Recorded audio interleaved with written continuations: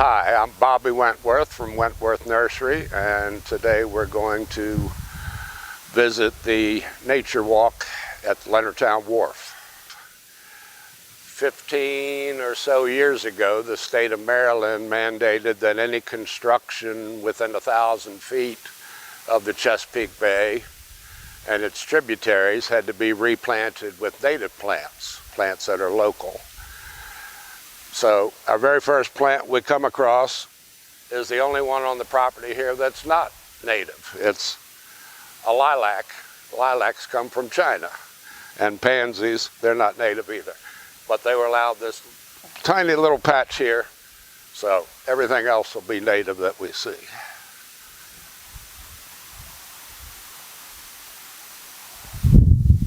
This is a linden tree. Basswood is one of the favorites of the honeybees. Behind here is a row of chokeberry. As you can see, white flowers in the spring, red berries in the fall, and the birds love them. This is a row of Juniper virginiana, which everyone knows as red cedar. Actually not a true cedar, but a juniper. They've been topped, but they're a good wildlife plant for nesting and for food with the berries that come on, and protection, evergreen.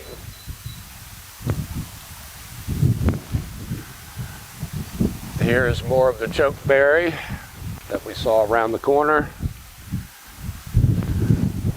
River birch, swamp maple, swamp maple. The names give you a clue as to why they're good near the wet area.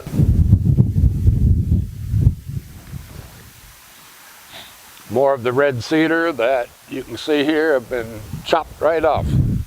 Usually they grow up pyramidal like this, but apparently there was some dead in the tops and they've cut them back.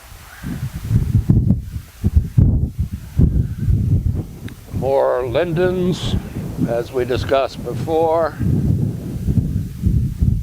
One of the honeybees' favorites. 3 more swamp maples. Down here,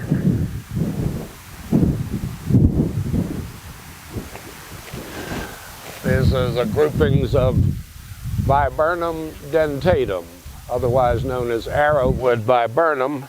Got its name because the stems grow nice and straight, and the Native Americans made their arrows from this bush.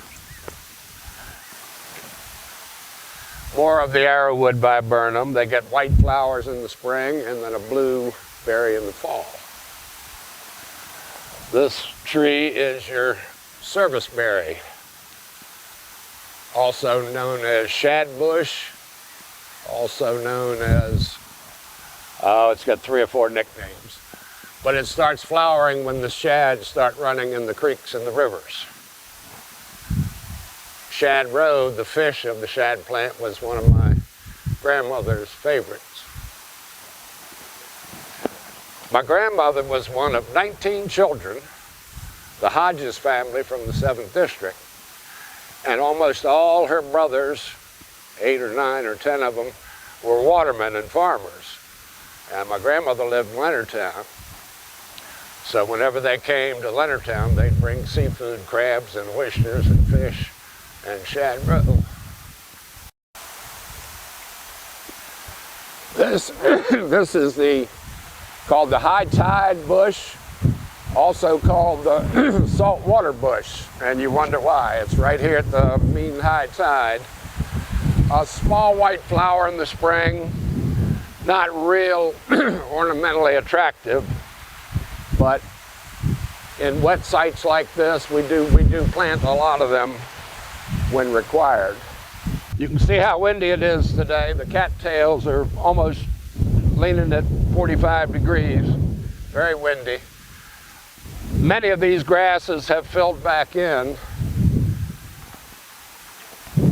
Out here on the water's edge, if you see the stakes, there's a long row of stakes that had a tube of coconut fiber that was planted in there and held together with the stakes that, as you can see, has trapped the sand and allowed the native vegetation to start to grow back. You got it on this side and on this side. So in almost 20 years, this has really filled in a lot. Whew.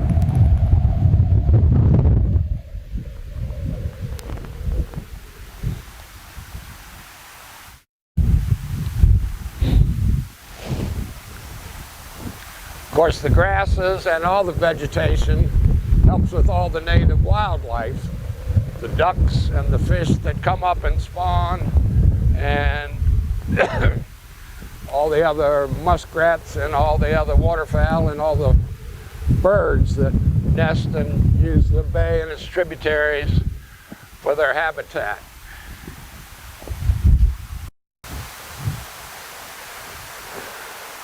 All right, we can see the sand is really built back up here. So the grasses and the saltwater bush and the river birch and the swamp maples are all doing their job. These are members of the black-eyed Susan family. They'll be blooming in the summer. This is more of the arrowwood viburnum. This is switchgrass, a native grass that's cut back in the spring every year. This is my Uncle Clinton Duke, right here, memorial.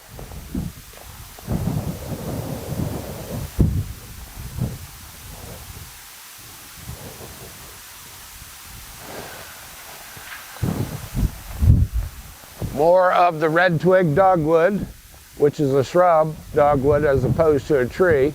White flowers in the spring, blueberries in the fall, and the stems turn very red in the fall and winter, and then as the spring comes they'll green up. So they're red twigs in the fall and winter. More switchgrass, more black-eyed Susan family. This is another serviceberry, very fragrant, white flowers.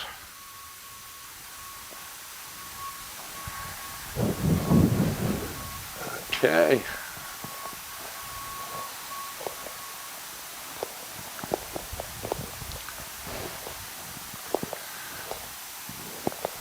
This is more of the inkberry. It's actually a holly in the holly family, but the leaves look more like boxwood. Minor white flower in the spring, then blackberries in the summer and fall. This is what the early colonists used to make ink out of. More grasses. The redbud. Most people know the redbud, one of our most famous local native trees. Very early blooming. The flowers come before the leaves.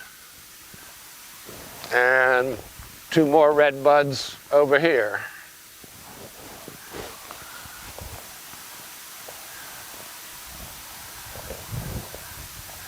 And this, just starting to come out, is the white fringe tree. Real fragrant, white clustery flowers, early spring blooming, just after the redbud finishes.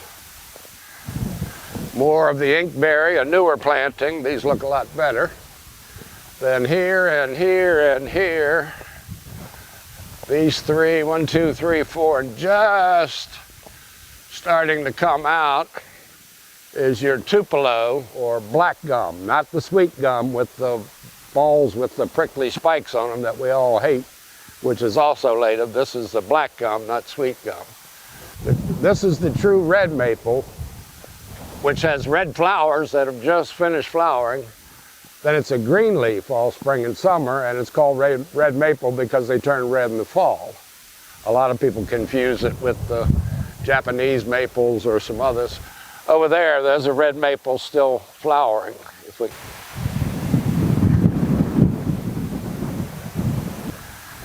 And this is what's left, the foundation of the old ice house, St. Mary's Ice and Fuel.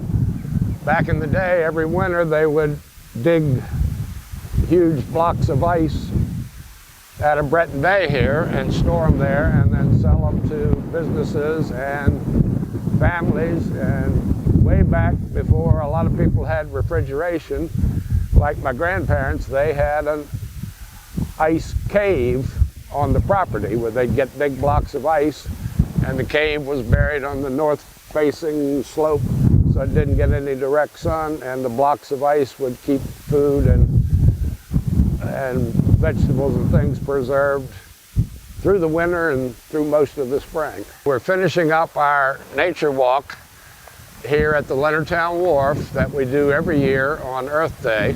But of course this year, considering the circumstances, it won't be a live walk, but it will be available at visitleonardtownmd.com.